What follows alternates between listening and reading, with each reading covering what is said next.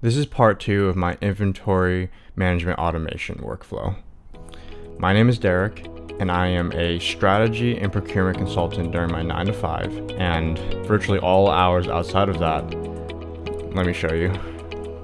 It's 6:20 a.m. if you can't see that. Virtually all hours outside of that, I help small businesses automate manual tasks, help them save money, time, make more money. In today's video, I'll cover all the other parts that I did not go over in part 1. If you haven't seen part 1 of my inventory management workflow, I highly recommend that you look at that one first before you watch this one. And don't forget to like and subscribe and save this video because I'm going to put you on game here.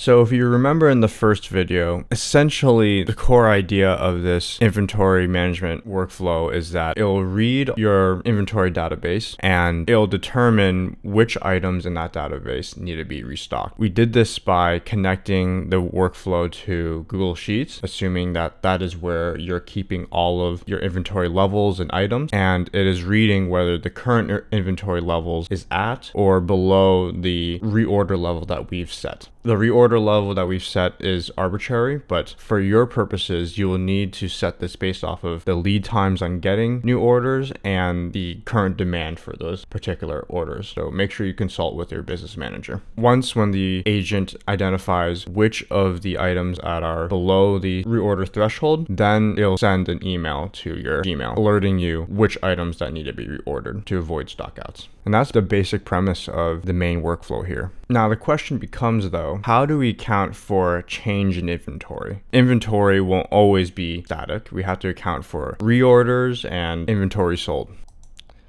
Now, let's assume that you do all the same things in Google Sheet. So here in this tab, this is our inventory database. Here is how we keep track of inventory sold, this usage log.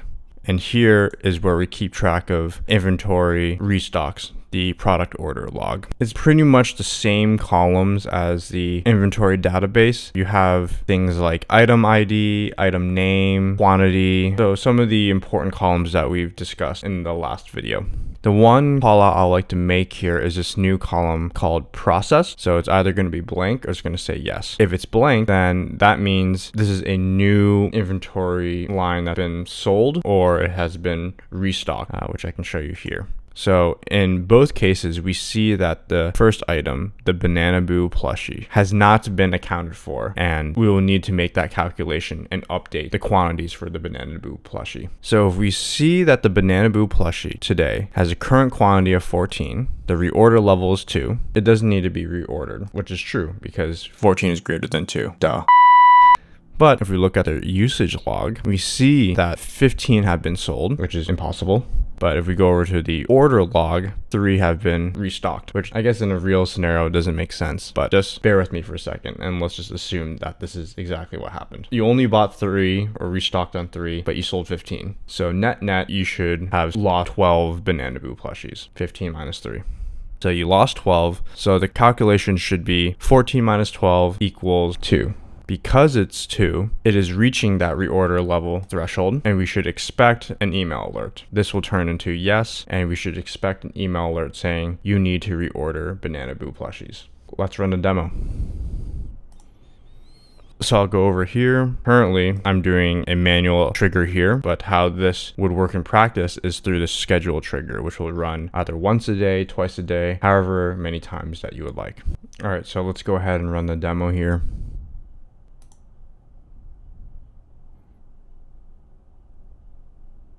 It's going to take some time because, as I mentioned in the previous video, we have 2 other workflows doing this calculation, the restock workflow and the usage workflow. The reason why I've separated it out instead of having everything in one workflow is because it's just much cleaner. When I first tried building this, I tried putting everything into the same workflow and it was such a mess.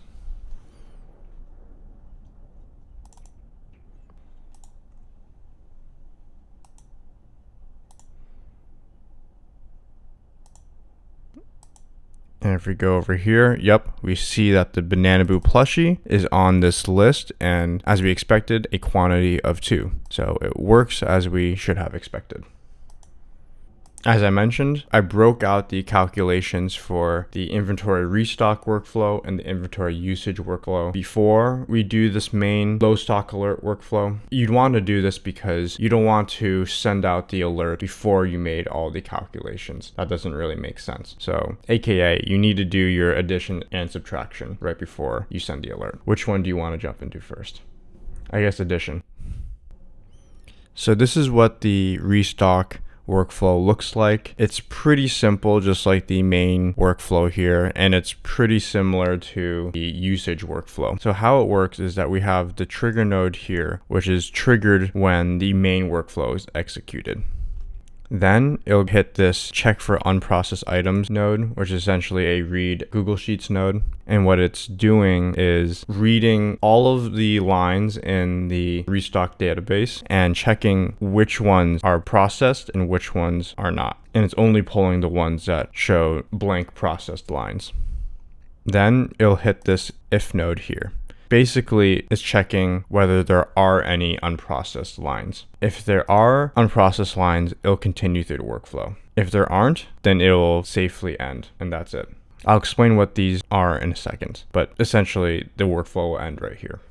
But if there are unprocessed lines, it'll go through this loop. As I explained in the first video, the reason why I have a loop is because you want to iterate on each line instead of having to do these calculations all at once. This is to avoid API rate limits, or if there are any sort of miscalculations or errors, you want to be able to fail safely. To fail safely, you want to know at which point or at which line item we're experiencing the error. If we did all the calculations at once, it will just fail right away. You wouldn't be able to pinpoint where that error is. So we go into this loops over items, and it's doing this loop over this entire workflow here. First is doing data validation check. It's checking whether the item exists in the database. So let's say you go out to restock on items and you bought this item that doesn't currently exist in the database. What do we do? How I've set it up is first it checks whether that item exists in the database. If it does exist in the database, then it'll continue on with the calculation. If it doesn't exist in the database, then it'll add that item into the database. But when it adds the item into the database, it'll include these additional columns here. This approval status, so it'll mark it as pending. And then it'll show this created at timestamp, so you know at which point was this item created. And then it'll add this note from the agent saying that you need to approve and add a reorder level, because that's something that you need a human to touch on this. So if we go back to the inventory database here, you'll see that this is the columns that I was talking about. We have the approval status column. So as you can see, all these items here have been approved. And then we have this agent notes column, where it'll say, hey, you need to take a look at this, approve whether this belongs in the database or not, and then add a reorder level, because that's something that we cannot do through an agent. So that's that. And then when it adds a new item to the database, it will loop back here and then restart the loop. Other than restarting the loop, it'll move on to the next item. So it'll read the next item, check whether it already exists in a database, which we assume it does, and then it'll go over to these calculations here. This is a merge node. It's basically taking the corresponding item in the inventory database with the corresponding item in the restock log. So then just finding the match. And then once it does that, it runs through this code node here and it's doing the calculation. Basically taking the current quantity plus the quantity received. And then it's returning that, as well as the item name, the item ID, and the time that doing this calculation.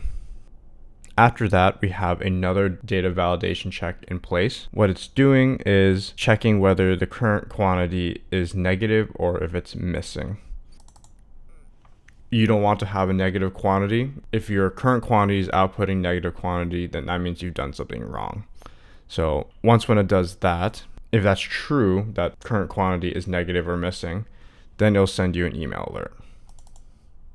It'll say the message, hi, this item is calculating a negative quantity, please fix it.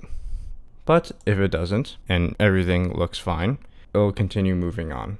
It'll update the inventory restock list. So it'll look at the item ID, and then it'll change the time that it was last updated, and it'll update that process column that we were talking about to yes. And then at the same time, it will be updating the inventory database to reflect the new quantities and the time that's been updated. After that, it'll merge the two, and then it'll go back to the loop and then start the whole loop all over again. Once, when all the unprocessed items have been checked, then the loop will end. And that's pretty much it. It's the same thing on the usage log here. Similarly, the trigger is triggered from the main workflow. It'll check for the unprocessed items, same thing. It'll look at the unprocessed items column, check for items that are unprocessed. If the process column is empty, so if it's false, then it'll continue moving on to this loop. If it's true, so the process column has yes in it, then it'll face safely end right here. But in our case, for the Banana Boo plushie, that is not the case. We still have to make those calculations there. So it'll go through this loop, same thing. It'll make the calculation. So first it'll check for the corresponding item in the inventory database. Then it will do a merge node here. So taking the corresponding item in the inventory database with the corresponding item in the usage log, which I can just show you. Yeah, pretty simple here. But essentially you can see the inputs from the usage log.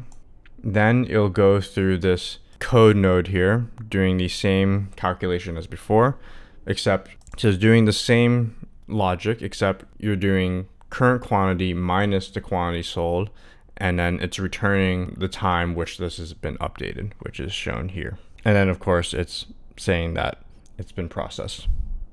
Then we're hitting with the data validation check here. So checking if current quantity is negative. If current quantity is negative, then it'll send an alert. Otherwise, it'll keep going. It'll essentially update the databases. So it'll update the current quantity in the inventory database. And then for the usage log, it'll update to show that this line item has been processed. It'll merge the two, and then the loop restarts until there are no more empty processed lines. And when this workflow is done, it'll continue on with the main workflow. And that's pretty much it. If you found this helpful, please like, subscribe, and save the video. If there's anything else you'd like to see, whether it's new features you'd like to see in this build or new builds, please leave it in the comments below. I'll love to hear your feedback. Lastly, if you're a business who needs their inventory automated or needs any sort of other manual repetitive tasks automated, please hit the link down below. Otherwise, thanks for watching, and I'll see you in the next video.